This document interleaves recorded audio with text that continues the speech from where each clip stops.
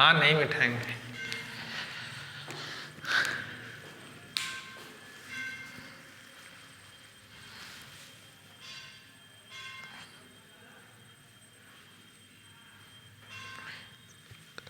कल सभी लोग आ जाइएगा, क्योंकि आज क्वेश्चन वैसे हो नहीं पाएगा हमको लग रहा है, तो कल कल करा देंगे, ठीक है। और अच्छे से सारा क्वेश्चन कराएंगे, समझ में आ जाएगा, ठीक है। काजल, खाना वाना खा के आना आराम से।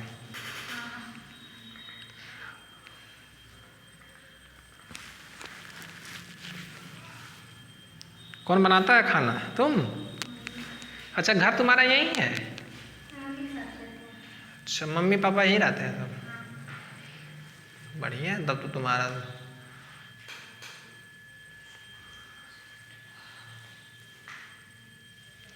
तुम मैट्रिक्स बना रही हो कि खिलवाड़ कर रही हो? ऐसे लग रहा है तुम्हारा मन पढ़ने में नहीं है भावना आज। क्या बात है, डिस्टर्ब लग रही है, देख रहे हैं तो 3 दिन से।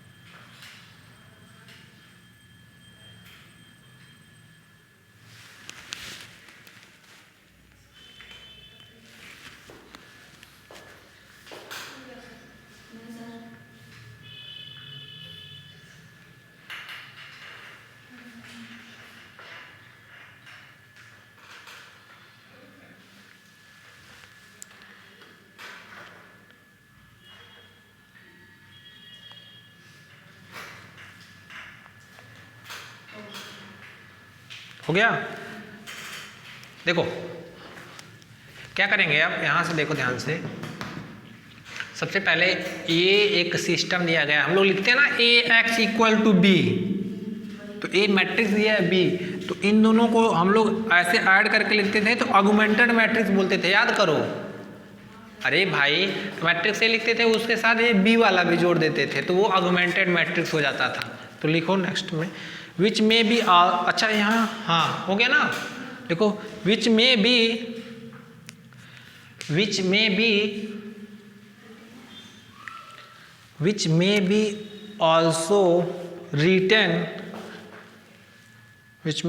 also written in the form of initial simplex table as, in the form of initial simplex table as, initial simplex table as, ठीक है। अब देखो क्या कर रहे हैं, कुछ नहीं, जो यहाँ तक हम लोग लिखे हैं इसको तुम लोग अभी मत कुछ लिखना, तो बता रहे हैं।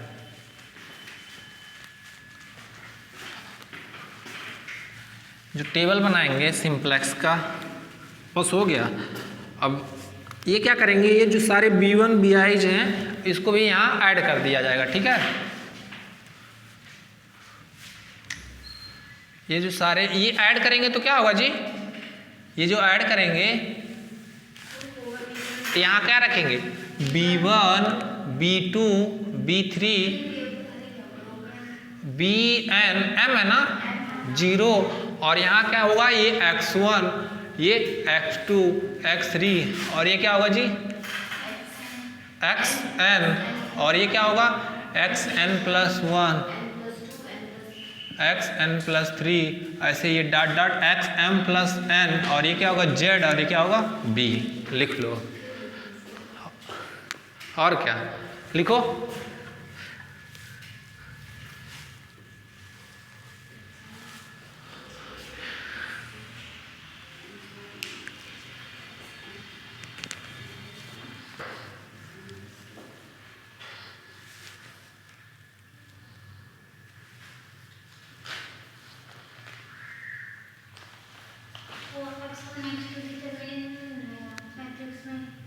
मैट्रिक्स, अरे ये अरे इसका मतलब ये क्या बता रहा है, x1 का कॉफिशिएंट लिख दो, मैट्रिक्स में लिखने की जरूरत नहीं, इसके ऊपर ही, ठीक है।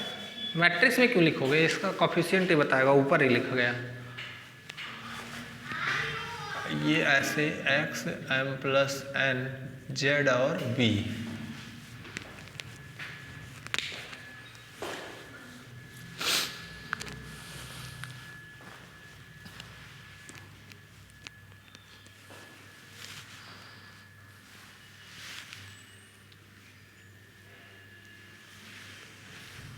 कल अब थोड़ा क्लास पहले शिफ्ट कराते हैं तब, लेकिन कल तो मेरा क्लास यूनिवर्सिटी रहेगा।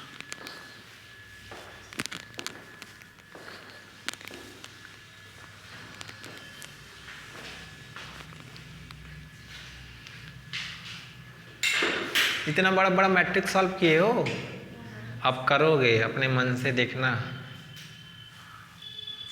फिर से लिखो।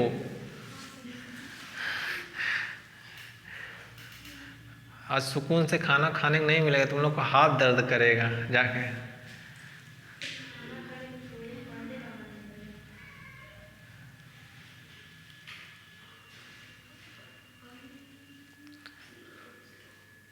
ये x1 ऊपर रहेगा, हाँ सारा कोफिशिएंट लिख लो, हाँ x1 ऊपर, ऐसे सारे ऊपर हैं।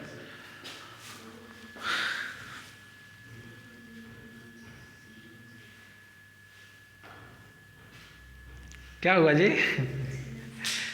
तुम तो हर जगह ट्रिक ढूंढ ले रहे हो, क्यों? लग रहा है एसएससी वाले हैं, एसएससी वाले भी ऐसे ट्रिक ढूंढते हैं, सब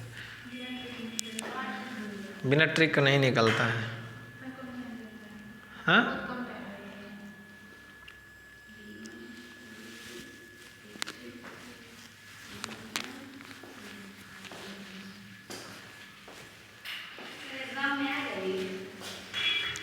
एग्जाम में नहीं आएगा, आप लोग को समझने के लिए बताया जा रहा है। जब यही नहीं बताते तो कैसे कैसे लिखेंगे मैट्रिक्स। अब जब भी क्वेश्चन सॉल्व किया जाएगा ना, दो तरह का, नहीं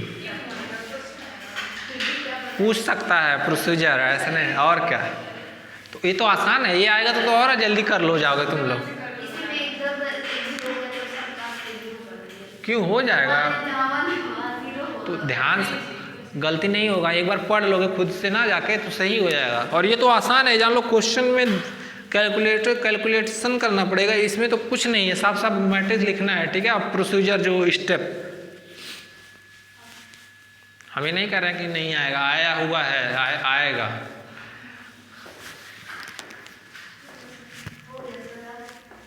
हो गया, अब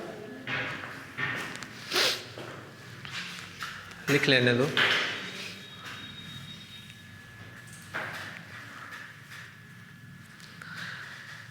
then the problem is solve. देखो दो मेथड से बताएंगे। सबसे पहले ये एक मेथड है, इससे इस मेथड से हम लोग सॉल्व करेंगे तो थोड़ा इजी हो जाता है, ठीक है। और दूसरा मेथड जो कल बताएंगे वो थोड़ा और इजी है, ठीक है। हाँ इससे आसान है, तो तुम लोग को जिस पे कंफर्टेबल लगना उस पे सॉल्व कर सकते हो, ठीक है। दोनों काम एक ही करेगा, बट मैट्रिक्स में जब क्वेश्चन कराएंगे तो वहाँ क्लियर हो जाएगा तुम लोग को। लिखो देन द प्रॉब्लम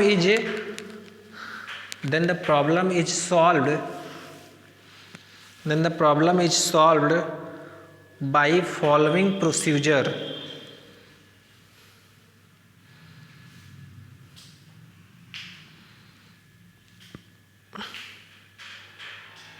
हो गया। अब लिखो step first.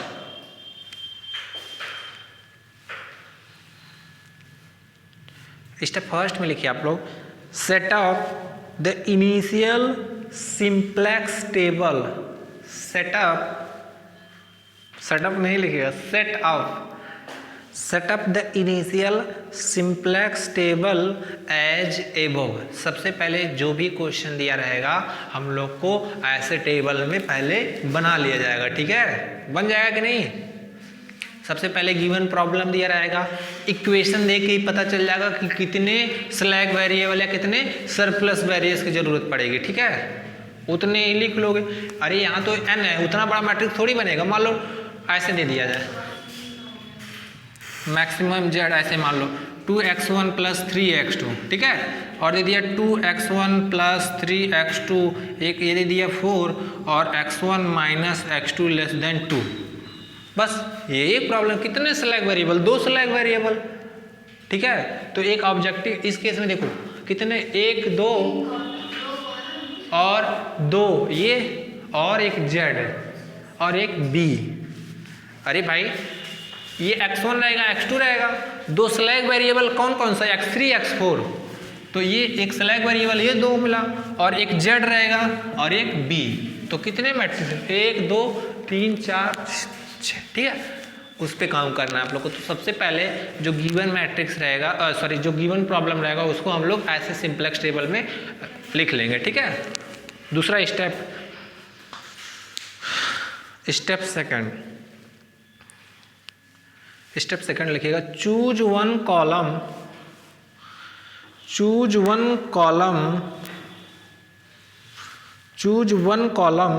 with the most negative number, choose one column with the most negative number in the objective function, इसका मतलब समझ रही हो? इधर देखो, जब कॉलम लिखोगे तो ऑब्जेक्टिव फंक्शन वाला ये आएंगे, तो जो सबसे ज़्यादा बड़ा निगेटिव वाला रहेगा, जैसे -4 -3 -5, तो कौन सा चूज करेंगे? -5 वाला, ये वाला कॉलम, ठीक है, उसकी बात कर रहा है। ऐसे -1 -2 या -3, तो सबसे मोस्ट वाला निगेटिव यही होगा ना, तो ये वाला चूज करेंगे। और ये वाला चूज करेंगे तो इसी को बोलते हैं, अभी जब आप लोग को पढ़ाया जाएगा आगे, key elements, inner vector, outer vector, ठीक है, सब पढ़ा जाएगा धीरे धीरे। पहले लिखो number in the objective function row, हो गया। लिखना ब्रैकेट में लिखना कौन सा रो है, लास्ट रो ना, जो ऑब्जेक्टिव फंक्शन के लिए लिखा गया है वो लास्ट रो ही बताएगा। अरे यही तो ऑब्जेक्टिव फंक्शन लिखा गया है, लास्ट रो, उसी को हम लोग क्या कहेंगे, दिस कॉलम इज कॉल्ड। इधर देखो, जैसे मान लो C में सबसे ज़्यादा मोस्ट वैल्यू यही मिल गया, तो इस कॉलम को क्या बोलेंगे, पाइवोटल कॉलम। पाइवोट पढ़े ना, पाइवोट, अरे पाइवोट मैट्रिक्स, पिवोट जो भी बोलते हैं, पिवोटल कॉलम्स, PIVOTAL, पाइवोट जो भी बोलते हैं, ठीक है। इफ मोस्ट निगेटिव नंबर, उसके आगे इसी में, इफ मोस्ट निगेटिव नंबर ठीक है, most negative number appears in the more than one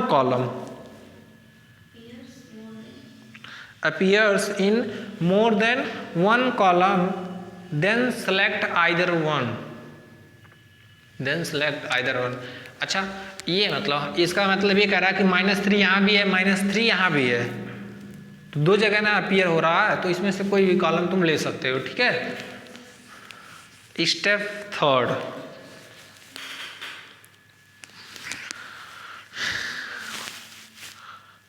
third लिख लो, अभी क्लियर हो जाएगा जब क्वेश्चन कराएंगे।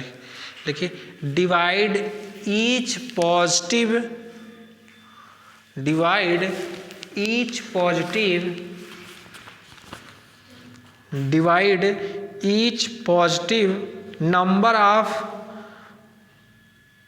Number of pivotal column, pivotal जो भी पिवोट बोलते हैं, pivotal column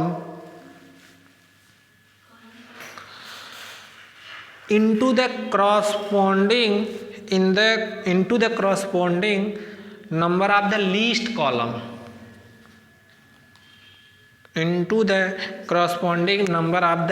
least column, least column, select the row, select the row, select the row with the smallest quotient, with the smallest quotient, select the row with the smallest quotient. This row is called pivotal row, pivot, pivot बोलते हैं, pivotal रो। हो गया। Pivotal रो और pivotal column को highlight कर लेना double inverted comma में। और देखो इसी को हम लोग बोलेंगे इनकमिंग वेक्टर, आउटगोइंग वेक्टर। जब क्वेश्चन कराएंगे तो दूसरे मेथड से, तो एक इनकमिंग वेक्टर होगा, एक आउटकमिंग वेक्टर, आउटगोइंग वेक्टर होगा। मतलब एक को निकालेंगे और एक को यूज करेंगे। ठीक है, बहुत आसान है, ज़्यादा नहीं, 4-5 पेज में जाएगा एक एक क्वेश्चन। और एक क्वेश्चन कराने में 1-2 घंटे लगेंगे भी, जान लो। और क्या, एक नहीं 1-2 क्वेश्चन, लेकिन ये जान लो 1-2 क्वेश्चन करा देंगे तो उसमें तुम लोग खुद कर ले जाओगे। तुम लोग के लिए समझाने के लिए हमको देखो कितना मेहनत करना पड़ रहा है, खुद से बनाना पड़ रहा है। चलो स्टेप 3 हो गया। उसके बाद में लिखो पाइवोटल रो हो गया। द एलिमेंट, हाँ उसी में, the element common, the element common in pivotal row, pivotal row, pivot बोलते हैं वैसे, pivotal row जो भी है, जो तुम लोग प्रोनाउंस कर सको। pivotal row and pivotal column is called pivotal element। इसका मतलब समझ रहे हो, इससे समझा दे रहे हैं, बहुत आसान है, कुछ नहीं। जैसे मान लो तुमको इस कॉलम में ये ऑब्जेक्टिव फंक्शन का सबसे मोस्ट नेगेटिव वैल्यू मिल गया, मान लो यहाँ मिल गया 4, तो ये जो कॉलम होगा उसी को क्या बोलते हैं, पिवोटल कॉलम। ठीक है, और इसमें में से मिनिमम ढूंढते हैं, लिखा है मिनिमम। इसमें में से मान लो ये सेकंड रो मिल गया, तो सेकंड और ये इंटरसेक्शन कौन सा आएगा, ये देखो, इधर से यहाँ से जाओ और इधर से ऊपर, तो यही मिलेगा ना दोनों का इंटरसेक्शन। तो इसी एलिमेंट को बोलते हैं पिवोटल एलिमेंट, या इसी को बोलते हैं की एलिमेंट। क्या बोलेंगे, की एलिमेंट। ठीक है, आगे पढ़ेंगे हम लोग। स्टेप 4, स्टेप 4 लिखिएगा। Pivotal elements, pivotal element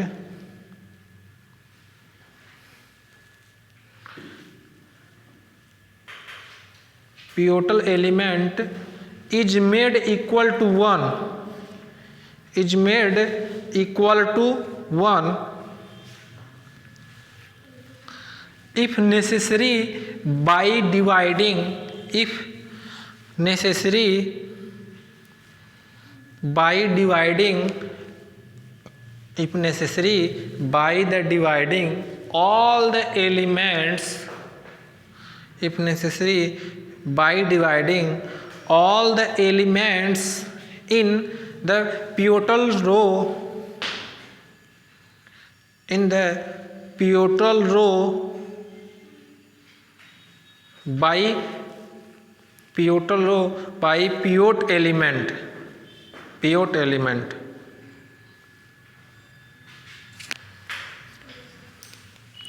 step 5,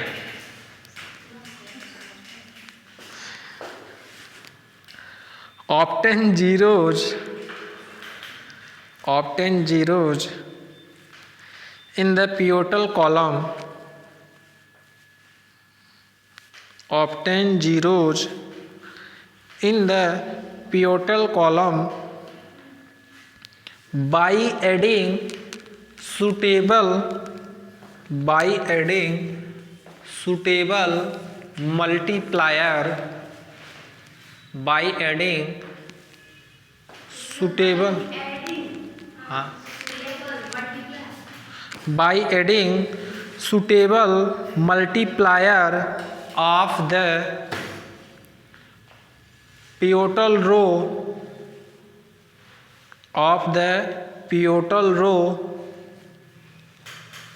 to the remaining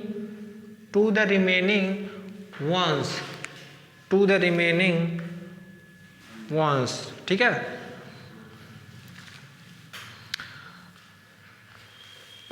तुमको लेट हो रहा होगा, 5 मिनट रुक जाओ, अभी छोड़ देते हैं क्योंकि क्वेश्चन हो नहीं पाएगा। क्वेश्चन एक कराएंगे तो 1 घंटा लगेगा और कल कराना ही पड़ेगा। स्टेप 6, एक क्वेश्चन देंगे, तुम लोग करके आना।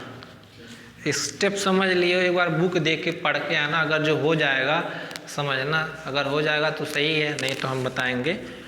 लिखो, if A negative, step second में, स्टेप लास्ट है और स्टेप लास्ट मतलब वही step 6। If A negative number remains in the last row, if the negative number in the last row go to the step second, फिर step second में कूद कर जाएंगे। go to the step second, हो गया। if none of the numbers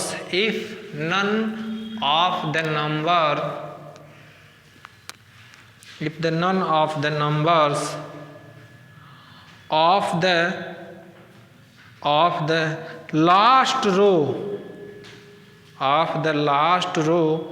are negative,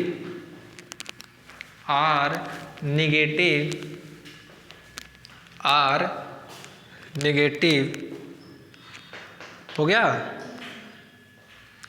थोड़ा ज़्यादा बड़ा हो जा रहा है। Are negative, then the optimal solution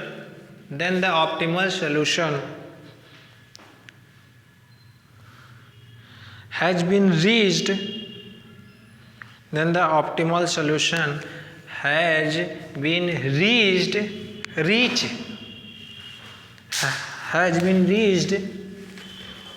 and problem is solved,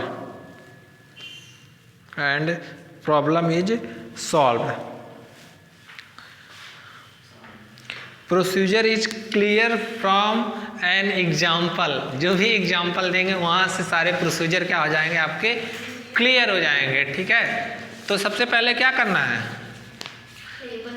सबसे पहले जाना है घर पे, उसके बाद में अच्छे से आराम करना है, खाना पीना है, फिर उठ के पढ़ना है सारा, इससे जो कराएं उसको, और उससे रिलेटेड एक क्वेश्चन दे रहे हैं उसको करना है, ठीक है।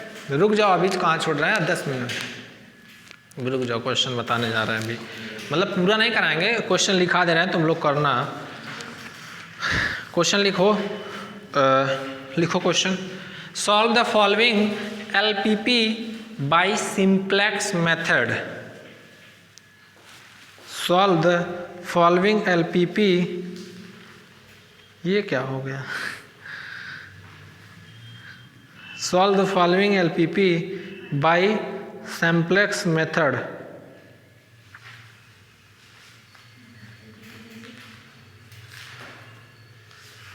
नेक्स्ट मेथड, पहला मेथड तो चूहा खा लिया है। लिखो, बोले maximum z equal to 2x1, maximum z equal to 2x1 plus 8x2, 8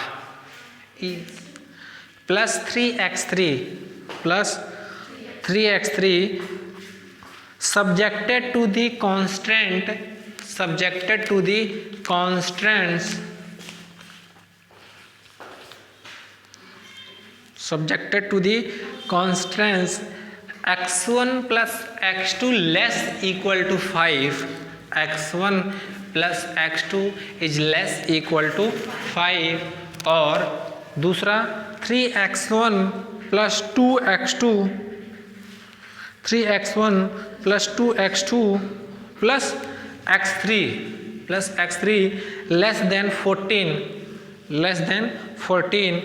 and x1 greater equal to 0, x2 greater equal to 0, x3 greater equal to 0। इसका हमको सिंपलेक्स टेबल बना के दिखा दो, फिर छोड़ देते हैं। खाली सिंपलेक्स टेबल। सबसे पहले क्या करेंगे, गिवन इनइक्वालिटी इसको इक्वालिटी में चेंज करेंगे with the help of slack variable. और स्लैक वेरिएबल कौन कौन से यूज करेंगे, इधर देखो कितने वेरिएबल हैं, 3 वेरिएबल x3 तक। अब x4 लेना, x5, s1 की जगह क्या लेना, x4 और x, अरे भाई कितने वेरिएबल है, 3, और ये सारे कैसे हैं, स्लैक। तो ये 3 वेरिएबल गिवन नहीं है, तो x4 ले लेना, x5 ले लेना, ठीक है। चलो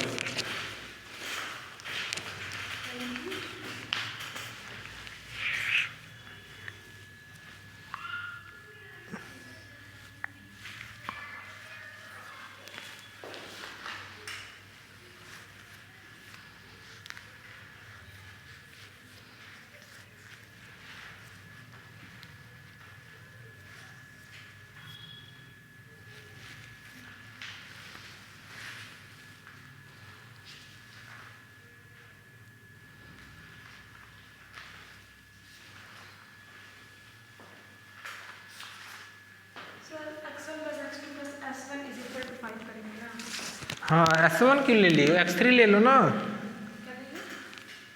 चलो कोई बात नहीं, s1 ले लियो तो इक्वल टू 5 होगा। यहाँ मतलब आप बोल रहे हैं कि x3 ले लें।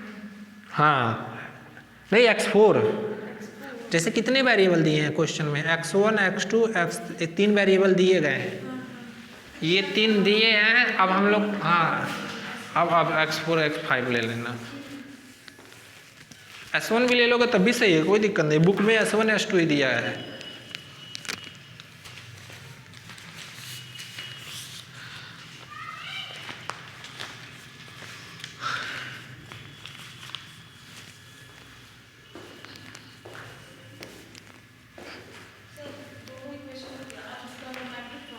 हाँ ये वाला, x1 का कॉफिशिएंट नीचे लिखेंगे, x2 का कॉफिशिएंट, x3 का, फिर सारे वेरिएबल जो स्लैग वेरिएबल उनका कॉफिशिएंट, और z का और b का।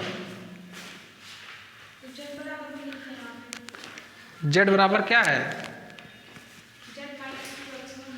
हाँ नहीं ये तो सही लिखे हो, ठीक है। अब क्या करो, लाओ पेन हमको दो। यहाँ क्योंकि x1 है तो इसको x1 के नीचे रखो, तो इसको ऐसे यहाँ लिख सकते हैं ऐसे, -2 ऑफ x1 -8 ऑफ x2, इसको इधर शिफ्ट करना है, और -3 ऑफ x3 प्लस z। हाँ जो भी लिख लेना, तो 0 इंटू क्या होगा, x4 प्लस 0 इंटू x5। अब मैट्रिक्स कैसे बनेगा, this x1 x2 x3 x4 x5 z और b, हाँ ये वाला। अब x1 क्या है, 1 3 -2, और x2 है आपका 1, और z की वैल्यू क्या है, एक सेकंड, 1x, हाँ सही तो है। अब यहाँ क्या होगा, 1 2 -8 लिख लो अपने।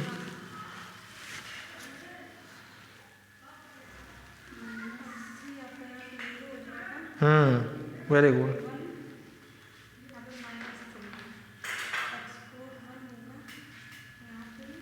जीरो, और यहाँ 0 हो जाएगा जो जिसमें, हाँ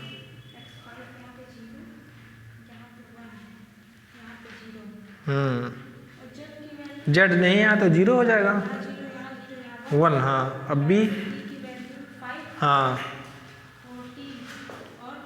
हाँ बस बन गया, टेबल बन गया। टेबल बनाने आ गया कि नहीं, वही इन जनरल इतना बड़ा देखें,